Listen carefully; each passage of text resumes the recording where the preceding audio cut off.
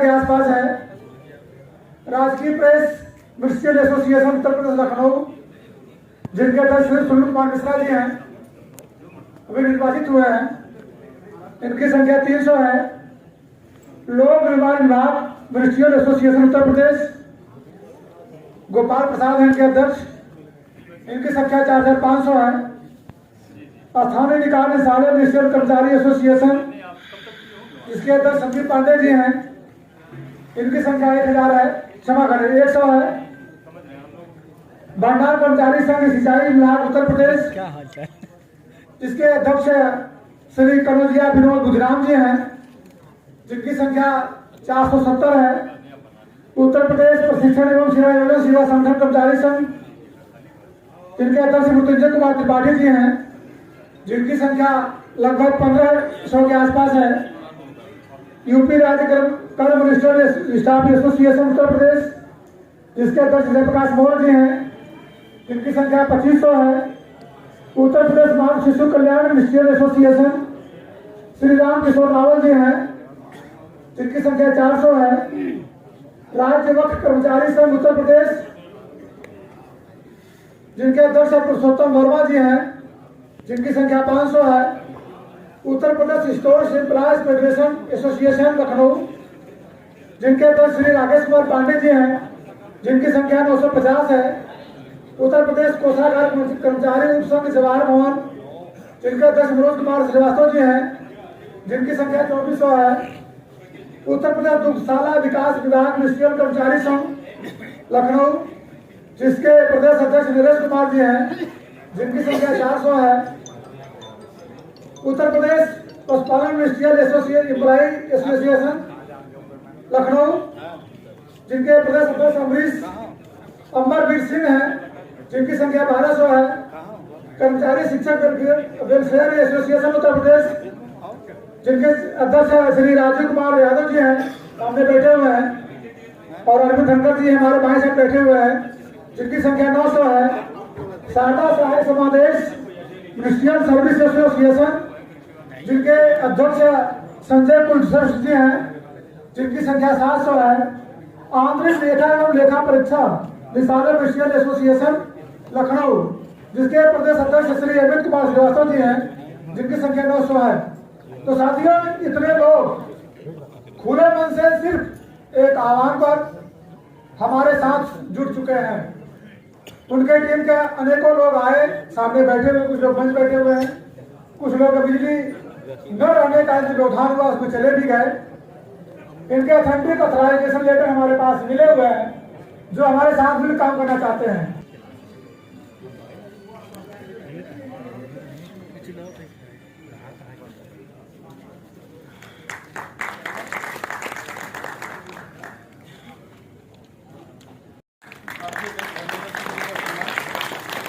सामने देखिए, इधर देखिए सामने।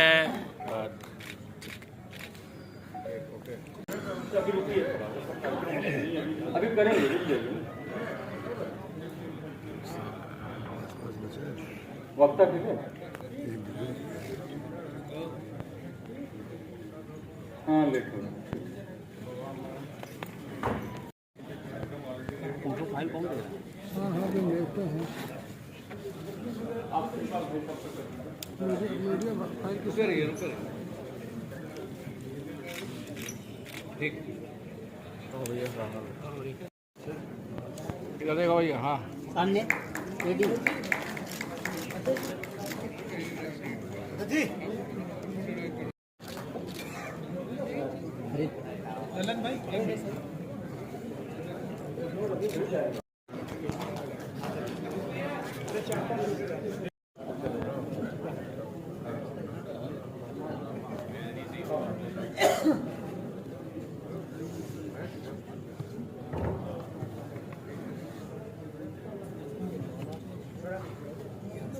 जो साथी बाहर हैं कृपया अंदर आ जाएं। निकल भाई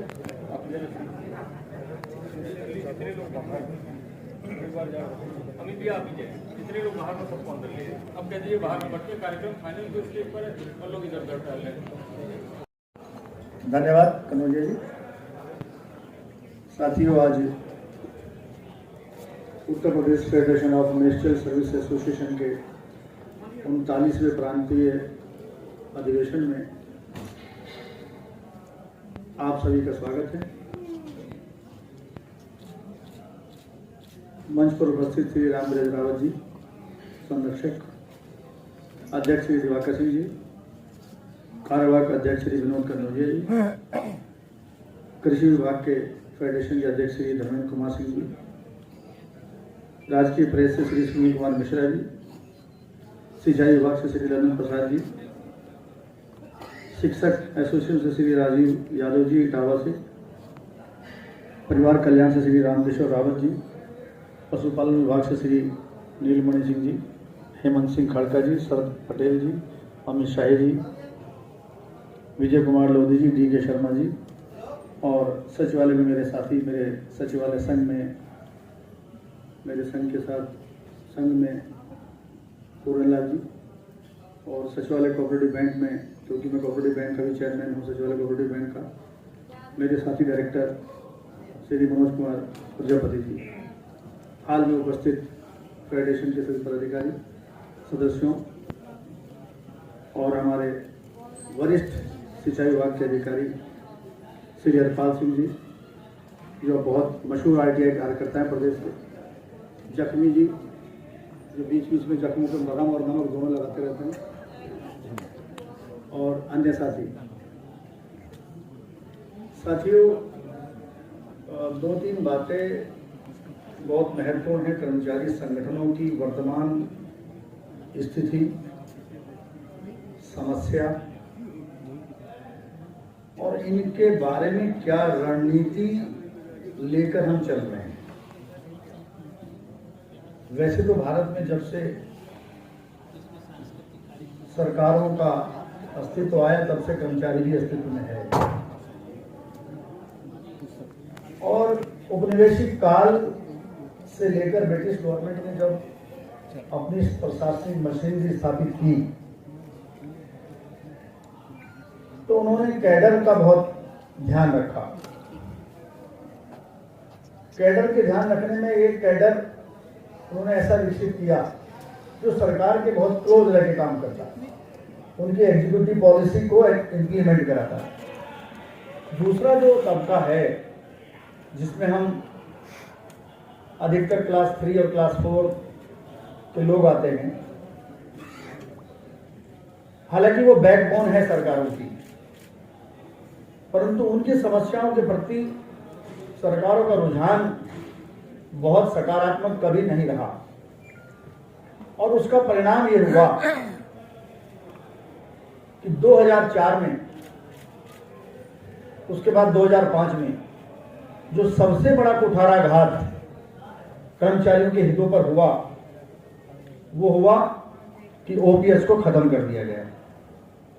मेरे तमाम साथी यहाँ बैठे, उन्होंने 2004 का वो नोटिफिकेशन, 2005 का वो नोटिफिकेशन पढ़ा होगा। बड़े आश्चर्यजनक बात है कि उस नोटिफिकेशन में कहीं भी किसी एक्ट, अधिनियम का ये जिक्र नहीं है कि भारत सरकार या प्रदेश सरकार ने जो ओपीएस को खत्म किया वो किस एक्ट में सरकार को पावर थी। जब कोई नोटिफिकेशन आप जारी करते हैं तो नोटिफिकेशन की एक भाषा होती है जिसको विधायी विभाग वेट करता है, और उसमें उस बात का उल्लेख होता है कि सरकार को ये शक्ति कहां से प्राप्त हुई कोई कानून बनाने की या किसी कानून को खत्म करने की। बड़ी आश्चर्यजनक बात है कि भारत सरकार के नोटिफिकेशन में या प्रदेश सरकार के नोटिफिकेशन में जो 2005 में जारी किया वित्त विभाग ने, किसी भी पावर का जिक्र नहीं है। तो उसमें क्या लिखा गया है? उसमें जो शब्द लिखा गया है वो ये लिखा गया है कि राजकोष पर जो वित्तीय व्यवहार आ रहा है वो लगातार बढ़ता जा रहा है, और क्योंकि वो लगातार बढ़ता जा रहा है इसलिए पुरानी पेंशन की आवश्यकता के स्थान पर, अब पुरानी पेंशन के स्थान पर नया पेंशन सिस्टम लाया जाए।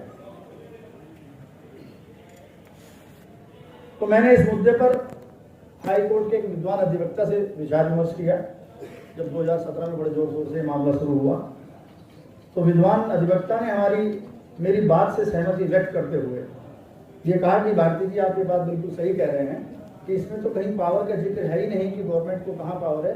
केवल एक एडमिनिस्ट्रेटिव ऑर्डर से देश के लाखों करोड़ों कर्मचारियों के भविष्य को अंधकार में डाल दिया गया। और जो सामाजिक सुरक्षा की अवधारणा है 60 साल की नौकरी के बाद उसको धता बता दी गई। और आज हम लोग प्राइवेट पूंजी बाजार के हत्थे चढ़ गए हैं। अब ये उसकी मर्जी पर है कि हम भूखे शेर के सामने पड़े हैं, वो हमें खाए या हमको छोड़ दे। क्योंकि यह बाजार जो शेयर मार्केट के हिसाब से चलता है, डिवेंचर के हिसाब से चलता है, बीएससी एनएससी के आधार पर चलता है, पूंजीपतियों के कैपिटल पे चलता है, सेबी के मानकों के आधार पर चलता है, उसमें कहीं कर्मचारी के भविष्य की कोई चिंता नहीं है। इसलिए कह रहा हूं ये सरकारी कर्मचारी 21 साल 22 साल 23 साल मैक्सिमम 25 साल या 30 साल भी आप मान लीजिए, अगर कोई युवा 30 साल की आयु में नौकरी में आता है तो अपने जीवन का वो क्लीन पीरियड सरकारी सेवा को देता है। और क्लीन पीरियड सरकारी सेवा को देने के बाद आप उसको मार्केट की ताकतों के भरोसे छोड़ देते हैं। ये तो गद्दारी नहीं तो और क्या है, ये कर्मचारी के प्रति आपकी गद्दारी है। जिसने आपकी सारी योजनाओं को आपने उस नोटिफिकेशन में इस बात का जिक्र क्यों नहीं किया कि भारत की पॉपुलेशन 125 करोड़ 115 करोड़ हो गई है, भारत का बजट साइज इतना हो गया है, भारत का रेवेन्यू कलेक्शन इतना हो गया है, इनकम टैक्स से इतना पैसा आ रहा है, जीएसटी से इतना पैसा आ रहा है। आखिर ये कलेक्शन करने वाली मशीनरी कौन है? ये मशीनरी क्या मंत्री जी हैं? ये मशीनरी क्या केवल आईएएस है, केवल बीसीएस है? अगर वो मशीनरी है तो वो मिनिस्ट्रियल स्टाफ है। ये तो वही बात हुई, एक बड़ी मशीन जिसको सरकारी मशीनरी कहा जाता है, उस सरकारी मशीनरी में केवल आप डीजल डलवाएंगे और वो जो पुर्जे, वो जो पिस्टन, वो जो ढेर बक्सा है उसमें ऑयलिंग नहीं डलवाएंगे क्योंकि ऑयल महंगा हो गया है। अरे अगर ऑयल नहीं डाला आपने इंजन ऑयल तो ये मशीनरी आपकी ठप हो जाएगी और आप रोएंगे पछताएंगे, आपको पछताना पड़ेगा। और मार्केट की ताकतें जिनके भरोसे पर आप अपना भविष्य तो विधानसभा में सुरक्षित कर लेते हो बिल पास करके पेंशन का, अगर एनपीएस और ओपीएस इतनी अच्छी स्कीम है तो हम चुनौती देते हैं भारत प्रदेश सरकार की सारी सरकारों को, भारत सरकार को, कि सारे सांसद और मंत्रियों के लिए भी एनपीएस और ओपीएस लागू करके दिखाएं। एक घर में 2 पॉलिसी कैसे चलेगी जरा पता कर लीजिए। जनपद गाजीपुर में शायद बलिया में कोई गांव गहमर है, आप लोग जानते हैं, गाजीपुर में गहमर गांव है। मैं इस बात का उदाहरण इसलिए दे रहा हूं, मैं आपको जोड़ के बताना चाहता हूं इकोनॉमिक्स का सिद्धांत। आपने क्या ये समझ लिया कि हम इकोनॉमिक्स नहीं समझते? जो भारत सरकार में मंत्रालय में बैठे, जो वित्त मंत्रालय में बैठे, उत्तर प्रदेश सरकार हो चाहे प्रदेश भारत सरकार हो, केवल वही इकोनॉमिक्स जानते हैं। इकोनॉमिक्स हम भी जानते हैं कि जब एक प्राइमरी का टीचर गांव में रिटायर होकर पहुंचता है, अगर किसी गांव में 10 प्राइमरी टीचर हैं तो वो उस गांव का लगभग प्रधान भी होता है, उधार देने वाला भी होता है, और गांव की जो 10 दुकानें चलती हैं उसकी पेंशन का 10% 20% वो उन दुकानों पे जाता है, वो पैसा वापस मार्केट में आता है। तो पेंशन मार्केट में वापस चली जाती है, आपकी दवा, आपकी बिजनेस, आपका किराना, आपका कपड़ा, आपका लत्ता आपके मार्केट में डिमांड क्रिएट करती है। आपको इकोनॉमिक्स का ज्ञान नहीं है तो आपकी मूर्खता को हम क्या करें? पेंशनर क्या पूरा पैसा अपने पास रख लेता है? जी नहीं, वो बाजार का हिस्सा बन के उस पैसे को वापस कर देता है मार्केट को। और जब वो पैसा वापस मार्केट में जाता है तो उससे डिमांड क्रिएट होती है, और जब डिमांड क्रिएट होती है तो एम्प्लॉयमेंट जनरेशन होता है। जब एम्प्लॉयमेंट जनरेशन होता है तो देश की जीडीपी, देश की ग्रोथ होती है। ग्रोथ ऐसे नहीं होती कि आपने जिस आदमी को अधीनस्थ चयन आयोग के माध्यम से कम 35,000 40,000 की नौकरी पर रखा जाना चाहिए, आप उसको आउटसोर्सिंग से 10,000 और 8,000 रुपये में काम करा लें। मैं एक बात के लिए और आपको और आगाह कर देना चाहता हूं, आज आप सेवा में हैं। आप में से अधिकांश लोग 10 साल बाद, 15 साल बाद, 20 साल बाद रिटायर हो जाएंगे। आने वाली जो पीढ़ी होगी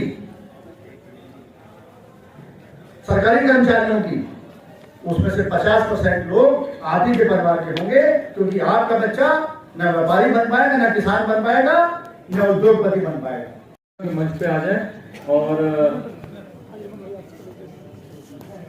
साहिल जी और मैं स्वयं उनका सम्मान करूंगा। वीरेंद्र भाई कृपया हम लोगों को प्रतीक से मिले। आराम से आराम से। ये इधर देखिए, बस सामने सामने देखिए, वाह, बहुत बढ़िया, बहुत अच्छे है, बहुत जबरदस्त मोमेंट इधर देखिए, हाँ इधर देखिए, बस हो गया।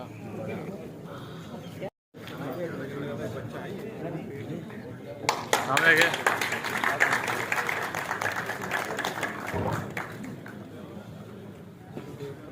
दिया गया।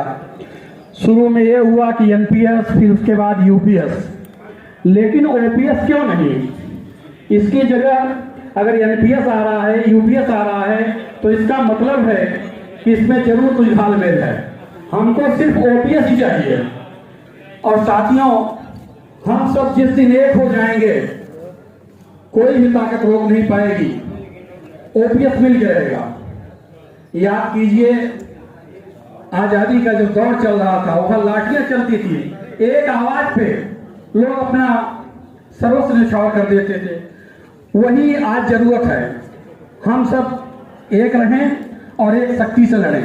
बस 2 लाइन का गीत है, उसी में मैं अपनी वाणी को विराम करूंगा। दम निकले घोषित किए गए हैं।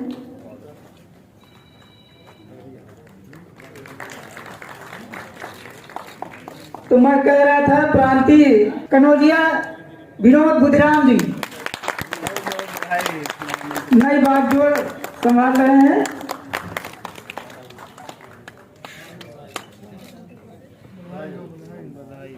जरा सामने।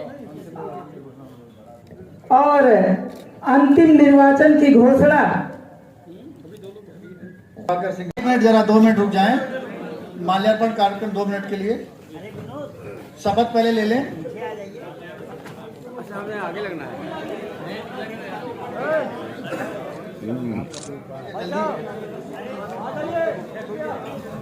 नीरू भाई पीछे आ जाइए, पीछे कृपया विनोद जी ऊपर आ जाएं।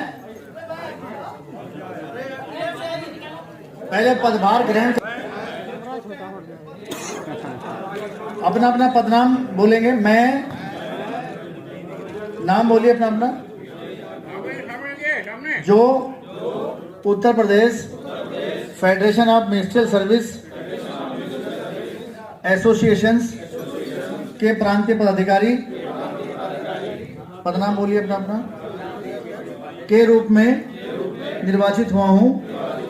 ईश्वर की शपथ लेता हूं कि मैं फेडरेशन के बायलाज नियमावली के प्रति सच्ची श्रद्धा और निष्ठा रखूंगा। मैं जिस पदनाम बोलिए अपना, को धारण कर रहा हूं, उसके कर्तव्यों का श्रद्धापूर्वक कर्मचारियों के उत्थान हेतु सदैव प्रगतिशील रहूंगा। धन्यवाद। भैया जिंदाबाद, जिंदाबाद, जिंदाबाद, जिंदाबाद, जिंदाबाद, जिंदाबाद। कर्मचारी एकता जिंदाबाद, जिंदाबाद, जिंदाबाद। अजय द्विवेदी जिंदाबाद, जिंदाबाद, जिंदाबाद। संजीव श्रीवास्तव जिंदाबाद, जिंदाबाद, जिंदाबाद। सर, अपने कर्मचारी साथियों से क्या कहना चाहिए? कर्मचारी साथियों से मेरी एक यही सबसे बड़ी अपील है कि Uttar Pradesh UP federation of ministerial service association का जो ये सफल और बिल्कुल निष्पक्ष अधिवेशन और चुनाव संपन्न हुआ है, इसके पश्चात अब एक नई दिशा में फेडरेशन चल रहा है, जिसमें लगभग सभी विभाग जुड़ना चाह रहे हैं। और ऐसी स्थिति में संगठन एक अपनी कैबिनेट की बैठक बुला के एक निर्णय लेगा कि हम अपनी मांगों के प्रति कैसे सरकार को मांगों से अवगत कराएं और उन पर क्रियान्वयन की कार्रवाई संपन्न कराएं। सर, जैसे कि आप पुरानी पेंशन बहाली को लेकर आप लोग आंदोलन कर रहे हैं जी, सरकार ने यूपीएस आपको दिया है जी। अब आप सर ये 2 साल के कार्यकाल में अपने कर्मचारी साथियों के लिए क्या करेंगे? देखिए, यूपीएस तो हमारे यहाँ कोई मान नहीं रहा है, कोई इस पे तैयार ही नहीं। हम क्या, कोई भी हमारा एक छोटा सा भी कर्मचारी पदाधिकारी कोई तैयार नहीं है कि यूपीएस पे हम समझौता करें। अब ओपीएस ही एकमात्र विकल्प है। सरकार ने तो अपना निर्णय सुना दिया है। सरकार ने निर्णय सुनाया, हम सरकार हम आंदोलन करेंगे, हम अपनी बात सरकार को पहुंचाएंगे किसी तरीके से, हर तरीके से अपनी बात हम जिस भी रास्ते से पहुंचा सकते हैं हम पहुंचाएंगे। पुनः सर आपको दोबारा बनाइए। थैंक यू, धन्यवाद आप सब। सर, जैसा कि federation of ministerial services association में आप पहली बार आपको आपके तमाम साथियों ने महामंत्री पद से सुशोभित किया है, निर्वाचित किया है। सर, इस मौके पर अपने कर्मचारी साथियों, सबसे पहले मैं अपने उत्तर Pradesh federation ministerial services association